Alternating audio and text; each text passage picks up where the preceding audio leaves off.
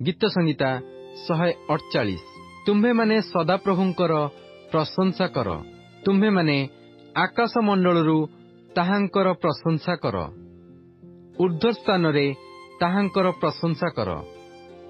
हे ताहांकर दूत समस्ते, तुम्हे माने ताहांकर प्रशंसा कर।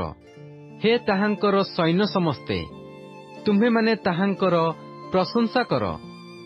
हे सूर्य ओ चंद्र, तुम्हे माने ताहांकर प्रशंसा कर। हे दीप्तिमय तारा समस्ते, तुम्हे माने ताहांकर प्रशंसा कर। हे स्वर्गर स्वर्ग ओ गगन परिस्थ जल समूह, तुम्हे माने ताहांकर प्रशंसा कर। एमाने सदाप्रभुंक नामर प्रशंसा करंतु, कारण से आज्ञा करन्ते एमाने सृष्ट हेले। आहुरी से सदाकाल पई एमानंकु स्थापन करियछंती, से नियम करियछंती, ताहा लुप्त हेबो नाही। पृथ्वीरू सदाप्रभुंकर प्रशंसा कर।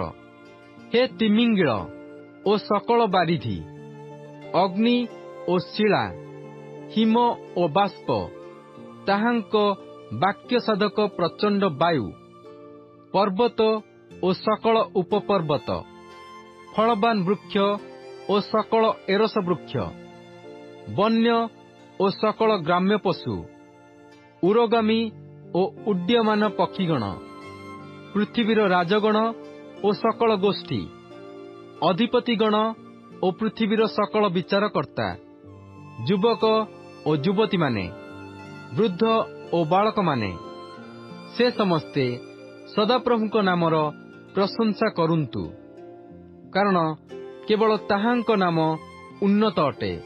ताहांकर महिमा पृथ्वी ओ स्वर्गर उपरिस्थ। से आपणा लोकमानंक श्रृंग उठाई अछंती, ताहा ताहांक सद्भक्त मानंकर ओ ताहांक निकटवर्ती इस्राएल संतानगणर प्रशंसार विषय। तुम्हे माने सदाप्रभुंकर प्रशंसा कर।